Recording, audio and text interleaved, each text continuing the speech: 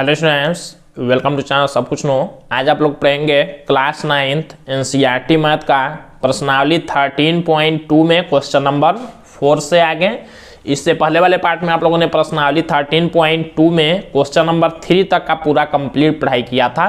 तो अगर आप लोग चैनल पर नए हैं, चैनल को सब्सक्राइब करिए, वीडियो को लाइक करिए और ज़्यादा से ज़्यादा शेयर करिए ताकि सभी लोग आसानी से ऑनलाइन पढ़ाई कर सकें।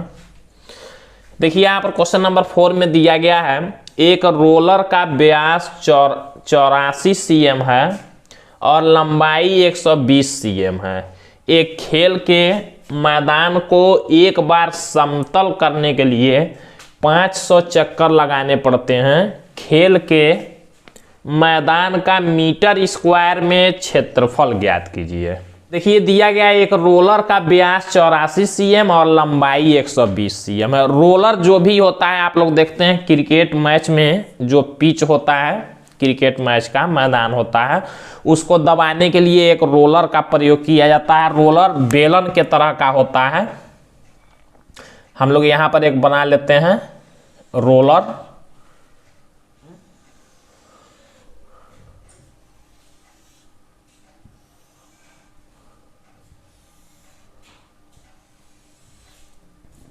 इसी तरह का होता है, दोनों तरफ से इसमें लगे होते हैं हाथ से पकड़ने वाले और इसको घुमाया जाता है, तो इसी को कहा जाता है रोलर। बेलन के तरह का होगा। तो देखिए कहा गया एक रोलर का व्यास 84 cm है। व्यास मतलब यहाँ से यहाँ तक का जो दूरी होगा ये कितना है, 84 cm है ये व्यास इसका। और लंबाई दे दिया 120 cm। ये लंबा कितना है, यहाँ से यहाँ तक 120 cm लंबा है। अब देखिए कहा गया है खेल के मैदान को एक बार समतल करने के लिए 500 चक्कर लगाने पड़ते हैं। कोई खेल का मैदान है तो ये अगर 500 चक्कर लगाता है, चक्कर का मतलब क्या होता है देखिए ये भी आप लोग समझेंगे। चक्कर लगाने का मतलब एक बार ये चला तो कितना दूर घूमा, तो ये 500 चक्कर जब लगाता है तो कह रहा है कि उस खेल के मैदान को पूरा बराबर कर देता है, मतलब समतल कर देता है। तो पूछा ये गया क्वेश्चन में खेल के मैदान का मीटर स्क्वायर में क्षेत्रफल ज्ञात कीजिए। तो ये बताना है कि ये जब 500 चक्कर चलता है तो पूरे खेल के मैदान को समतल कर देता है।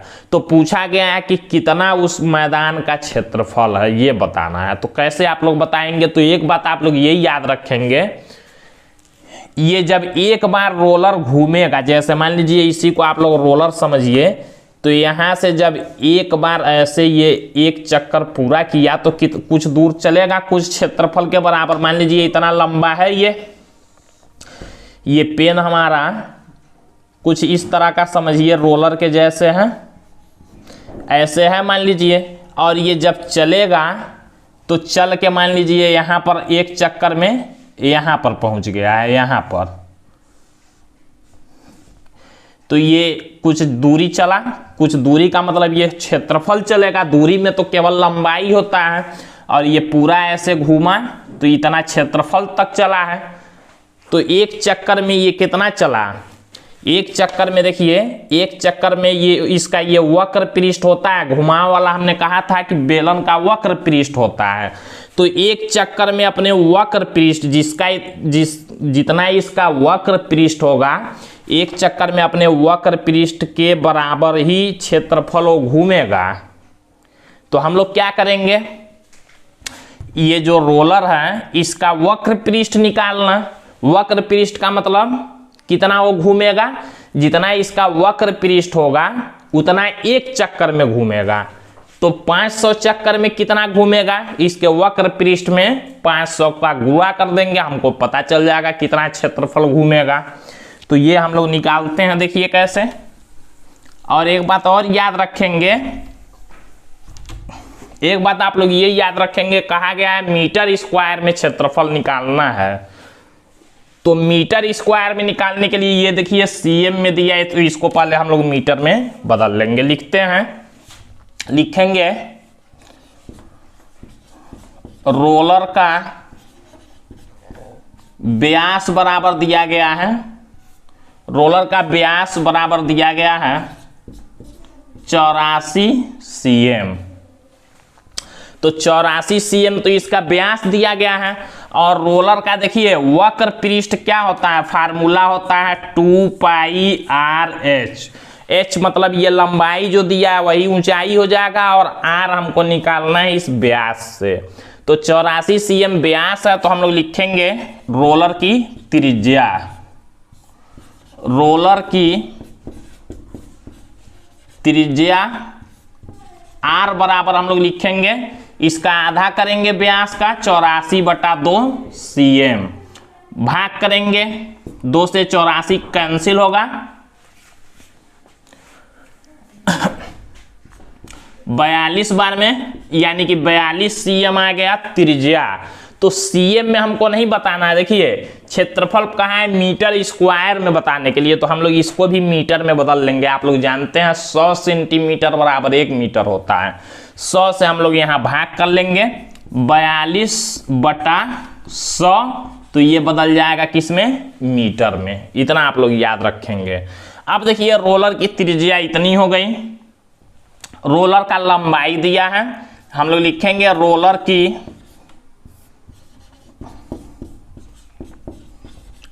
लंबाई, लंबाई मतलब वही इसका ऊंचाई है, तो हम लोग h बराबर लिखेंगे 120 cm दिया गया है, तो cm में हमको नहीं लेना है, हमको मीटर में इसको बदल लेना है। तो 120 में 100 से भाग करेंगे तो ये मीटर में हो जाएगा, 1 0 से 1 0 कैंसिल हो जाएगा, तो 12/10 मीटर ये हमारा हो गया।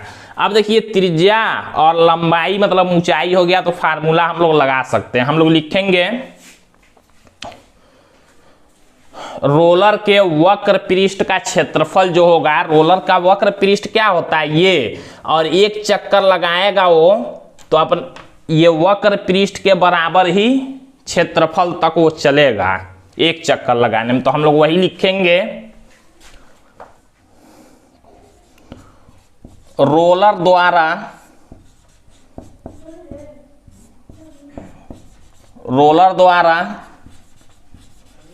एक चक्कर लगाने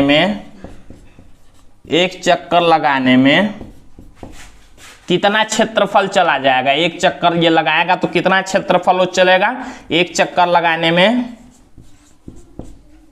चला गया क्षेत्रफल बराबर रोलर द्वारा एक चक्कर लगाने में चला गया क्षेत्रफल बराबर कितना क्षेत्रफल चलेगा एक चक्कर में, अपने वक्र पृष्ठ के बराबर। तो यहां लिख लेंगे क्षेत्रफल बराबर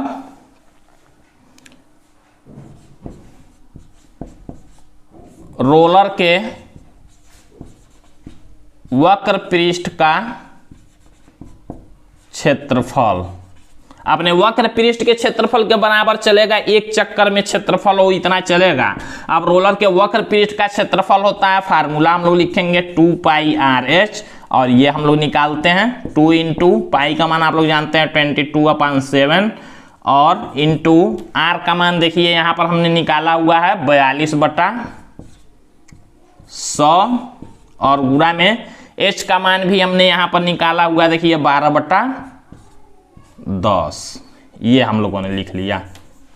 अब इसी को सॉल्व करते हैं तो यहाँ पर आप लोग देख सकते हैं ये 2 से इस 10 को कैंसिल कर लेंगे 5 बार में, और देखिए इस 7 से इस 42 को कैंसिल कर लेंगे 6 बार में। फिर और हम लोग छोटा करते हैं इसको, 2 से इस 100 को कैंसिल कर लेंगे 50 बार में, और 2 से इस 12 को कैंसिल कर लेंगे 6 बार में। अभी और भी देखिए कैंसिल करके छोटा कर सकते हैं, 2 से इस 6 को कैंसिल करेंगे 3 बार में और 2 से इसको 25 बार में। गुणा कर लेते हैं हम लोग 22, 6 और 3 का। 6 का देखिए 3 में गुणा करेंगे 18, 18 का 22 में,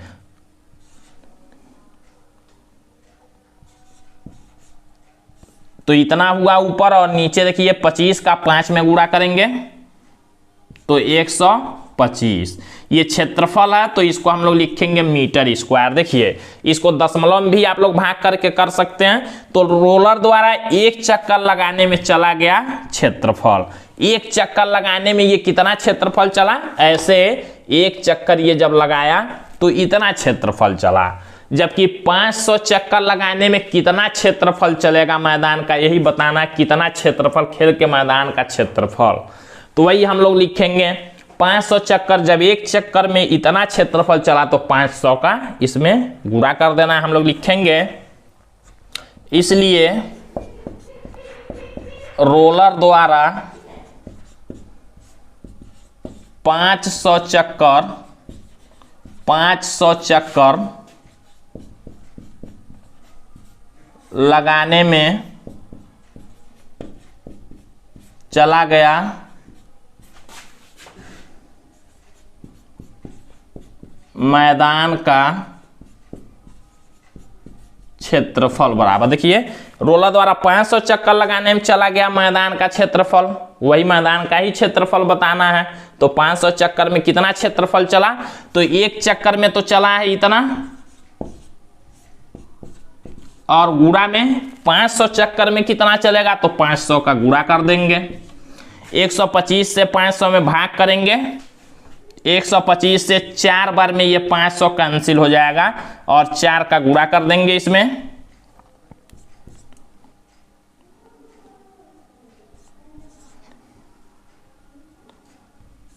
तो 1584 मीटर का स्क्वायर ये हमारा आंसर हो जाएगा। यानी कि 500 चक्कर लगाने में रोलर मैदान का कितना क्षेत्रफल चलेगा, 1584 मीटर का स्क्वायर, मीटर स्क्वायर में ही पूछा था। तो इस तरह से आप लोगों का क्वेश्चन 4 कंप्लीट होता है। अब हम लोग क्वेश्चन नंबर 5 को देखते हैं। देखिए यहाँ पर क्वेश्चन नंबर 5 में दिया गया किसी बेलनाकार स्तंभ का व्यास 50 cm है और ऊंचाई 3.5 मीटर है। रुपया 12.50 प्रति मीटर स्क्वायर की दर से इस स्तंभ के वक्र पृष्ठ पर पेंट कराने का व्यय ज्ञात कीजिए। कहा गया है कि देखिए एक बेलनाकार स्तंभ, पहले हम लोग एक बेलन बना लेते हैं।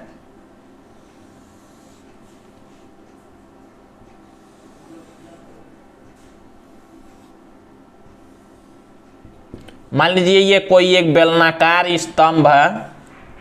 कहा गया एक बेलनाकार स्तंभ है जिसका व्यास 50 cm है। व्यास आप लोग जानते हैं, यहां से यहां तक व्यास होता है, ये 50 cm दिया गया है। और देखिए कहा गया इसकी ऊंचाई 3.5 मीटर है। यहां से यहां तक जो इसकी ऊंचाई है ये 3.5 मीटर है। अब देखिए कहा गया है कि रुपया 12.50 प्रति मीटर स्क्वायर की दर से इस स्तंभ के वक्र पृष्ठ पर पेंट कराने का व्यय मतलब खर्च। कह रहा है इसके वक्र पृष्ठ पर पेंट कराना है। तो एक प्रति मीटर स्क्वायर का मतलब होता है 1 मीटर स्क्वायर। स्क्वायर में जब भी दिया तो आप लोग समझ जाएंगे क्षेत्रफल, ये वक्र पृष्ठ है, इसका क्षेत्रफल होगा कुछ। तो कहा गया प्रति मीटर मतलब 1 मीटर स्क्वायर क्षेत्रफल पर पेंट कराने का खर्च है 12.50। तो टोटल पर पेंट कराने का खर्च कितना होगा, वही व्यय मतलब कितना खर्च आएगा, कितना पैसा लगेगा ये बताना है।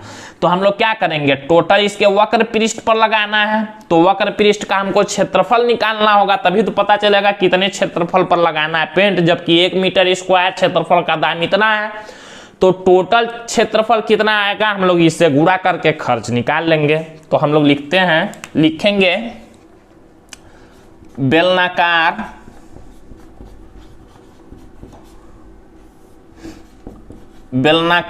स्तंभ का व्यास बराबर दिया गया है 50 cm। एक बात आप लोग और याद रखेंगे, देखिए बेलनाकार स्तंभ का व्यास 50 cm और ऊंचाई 3.5 मीटर दिया गया। ये cm में दिया गया, ये मीटर में। और हमको बताना है प्रति मीटर स्क्वायर की दर से, मीटर स्क्वायर में ये भी दिया गया इसका क्षेत्रफल भी। तो हम लोग क्या करेंगे, ये सबको 1 में पहले बदलेंगे। अगर नहीं बदलेंगे तो क्वेश्चन हमारा गलत होगा, मतलब 50 cm लिख के हल कर देंगे और ये 3.5 मीटर तो गलत हो जाएगा। ये मीटर स्क्वायर में क्षेत्रफल दिया तो हम लोग क्या करेंगे, इस cm वाले को मीटर में पहले बदल लेंगे। तो देखिए व्यास 50 cm दिया, हम लोग इसका निकाल लेते हैं त्रिज्या।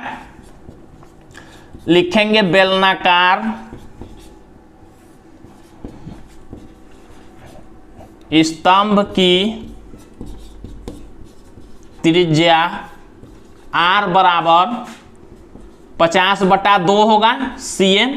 उसका आधा होता है त्रिज्या व्यास का, 50 में 2 से भाग करेंगे तो होगा 25 cm। इसको हमको बदलना है किस में, मीटर में। तो मीटर में बदलने के लिए 100 से भाग करना होगा, 25/100 कर लेंगे तो ये हो जाएगा मीटर। ये तो हमने त्रिज्या निकाल लिया। बेलनाकार वाले वक्र पृष्ठ का क्षेत्रफल का फार्मूला होता है 2πr/h, आप लोग जानते हैं। तो यानी कि r निकल गया, h चाहिए, h दिया गया पहले से, हम लोग इसको भी लिख लेते हैं। लिखेंगे ऊंचाई दिया गया है, लिखेंगे बेलनाकार स्तंभ की ऊंचाई बराबर, बेलनाकार स्तंभ की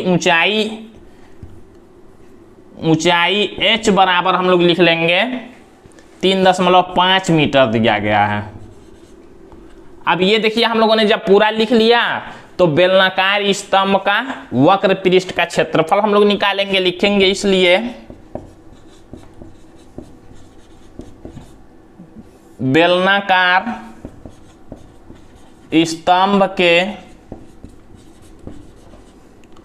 वक्र पृष्ठ का क्षेत्रफल बराबर, फार्मूला 2πr/h, मान रखते हैं 2 इंटू पाई का मान 22/7 इंटू r का मान देखिए यहाँ पर हमने लिखा है 25/100 और गुणा में h का मान 3.5 मीटर दिया गया तो 3.5। हल करते हैं इसको। 25 से देखिए हम लोग कैंसिल कर सकते हैं 100 को 4 बार में, और 4 से हम लोग ये 2 से देखिए 4 को 2 बार में, और फिर इस 2 से 22 को 11 बार में, और 7 से इस 3.5 को 0.5 बार में।